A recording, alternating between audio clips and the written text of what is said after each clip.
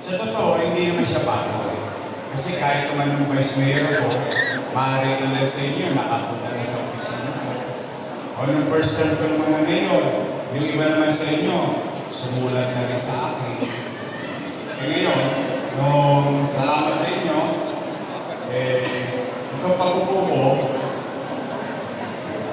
humulusok yung dami ng sulat na dumarating sa opisina. Ang katotohanan, mga nanay ko, mga tatay ko, mga batang Maynila na naririto, simula ng July 1 hanggang last week, kulang-kulang 20,000 or 19,000 plus na sulat ang nasagot natin na nangangailangan ng tulong ng mga kababayan natin. In fact, si Awi, yung iba doon na sa natin naladala ko kahit gabi, sabi ko, pagka may PC na, hurry up, para hindi na mapabalik-balik. So, tuloy-tuloy ito, siya tinatakbuhan nyo. Kaya, tuloy-tuloy naman, in-improve lang namin, kaya kayo nandito. Usually, ang tao, kapag may pangangailangan siya, tumutukod, tinatapos, hahanapin niya ang gobyerno. Siyempre, pupunta mo na yan sa pamilya. Baka sakali pa, sa anak, sa apo, sa tatay, sa nanay. Pero ito, baliktad. Yung gobyerno na ang naghanap sa inyo. Kaya mapapasin yung mga kagapay, pinuntahan kayo, ininforma kayo, yung mga barangay, pinasabihan namin. Hanapin niyo lahat na may problema. Ihanda niyo na kagad yung kakailanganin nila para hindi na magpalit-panao, pabalik-balik, bandang huli, talo ka pa sa gasto sa pamasahe. So that's why ito ang gobyerno ngayon ng lungsod ng Maynila sa inyo bumaba. Kayo ang hinanap.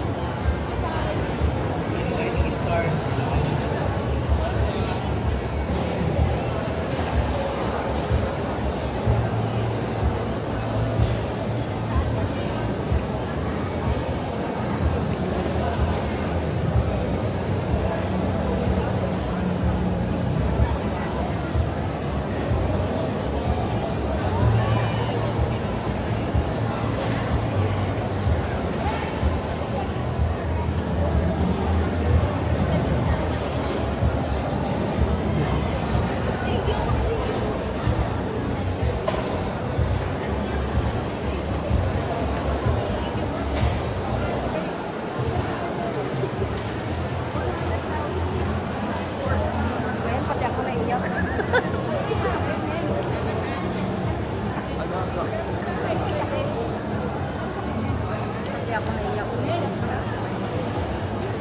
Mamaya malalaman na.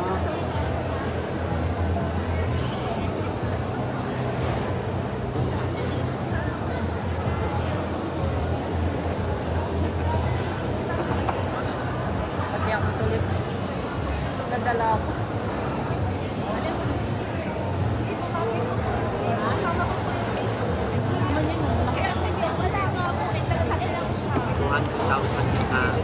Plus 200,000, 400,000. Iyan mo na. 1, 2, 3. Ako po si Maria Denise Arcega David, nakatira po sa 1375 Sanchez Extension, Tondo, Manila. Barangay 250 po. Ano pong naitulong sa atin ng kaagapay program ng Maso? Ano lumapit po kami kay Yorme.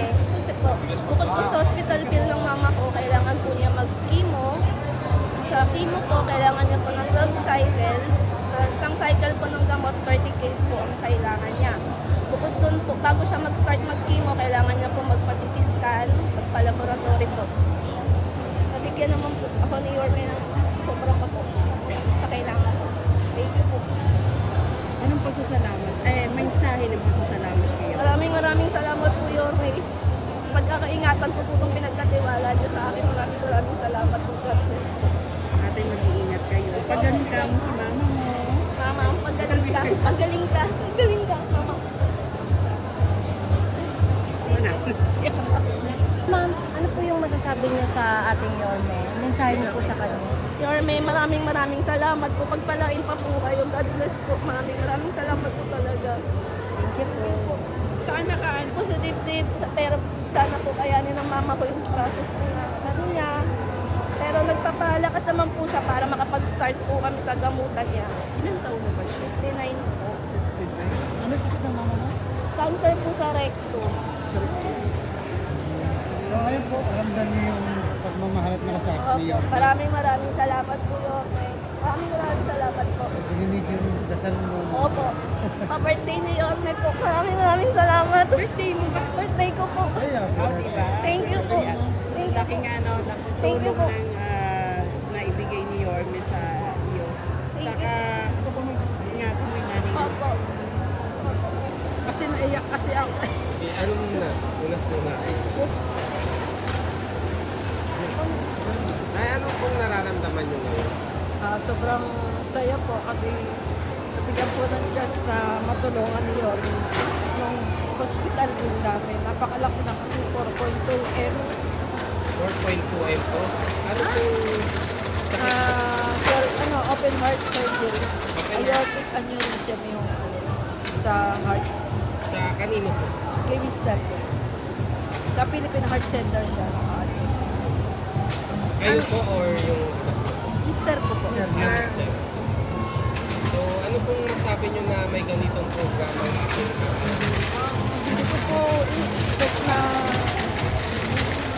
tulong na maibibigay sa akin ni Yorme.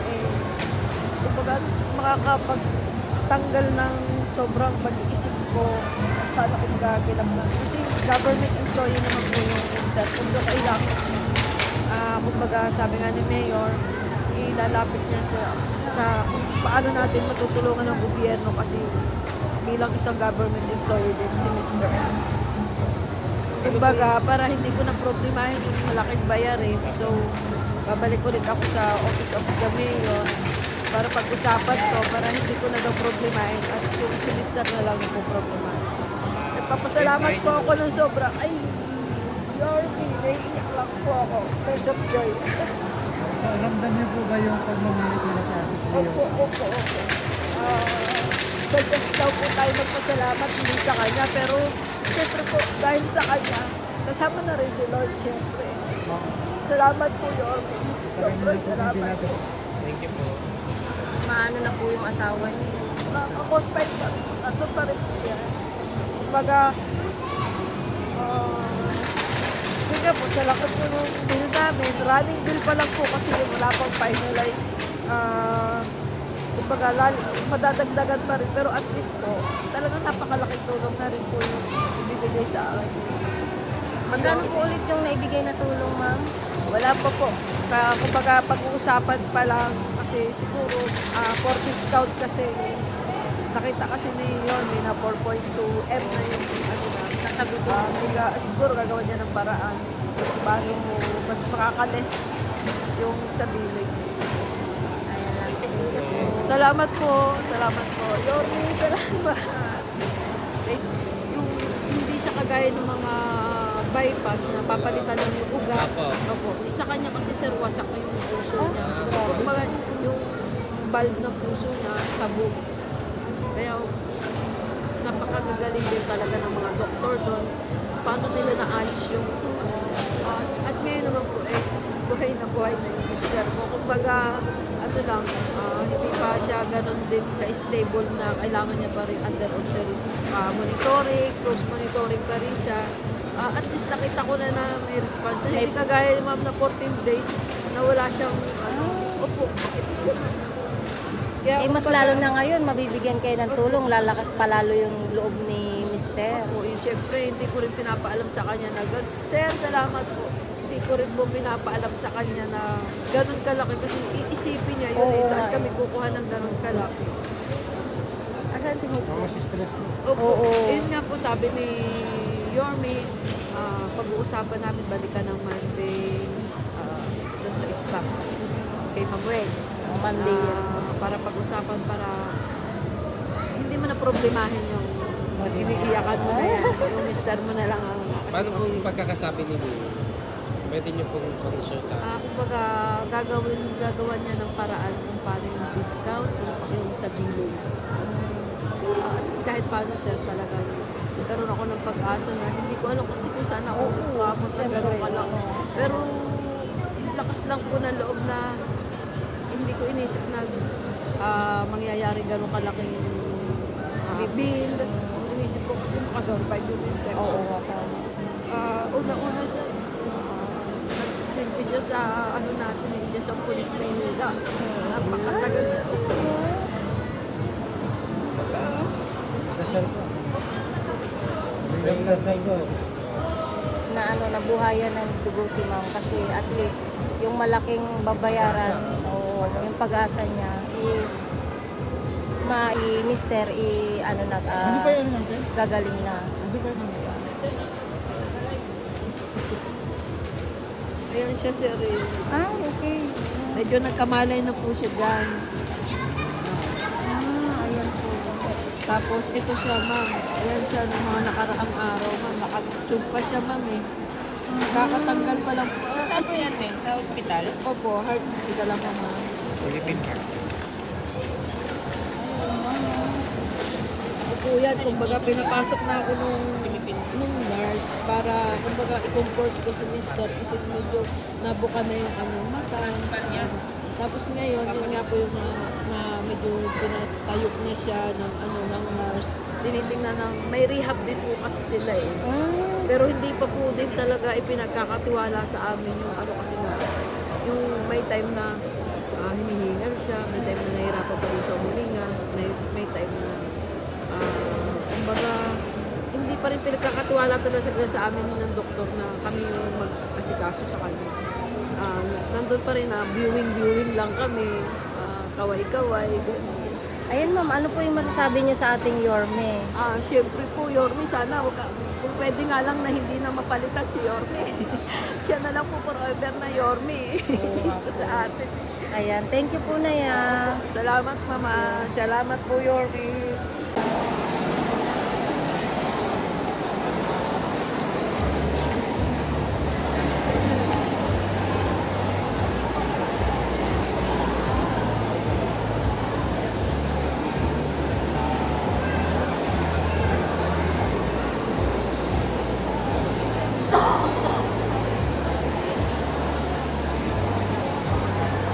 Kayo pala yan? Kayo? Yung iniwan, may iniwan pang isa ron eh.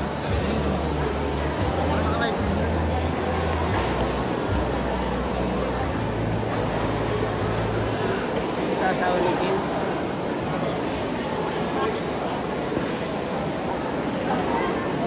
Hindi kayo nag-interview?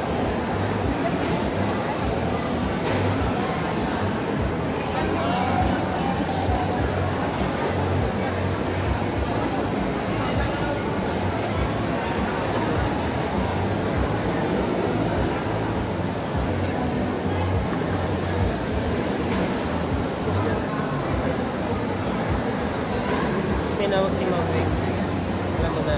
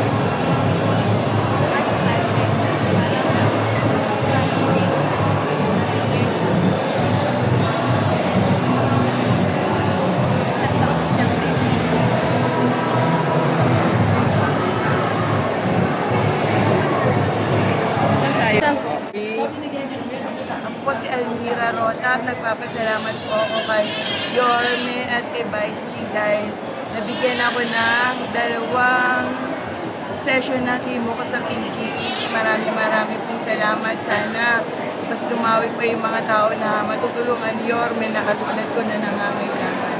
Thank you po talaga, Yorme. Panalo tayo. God first.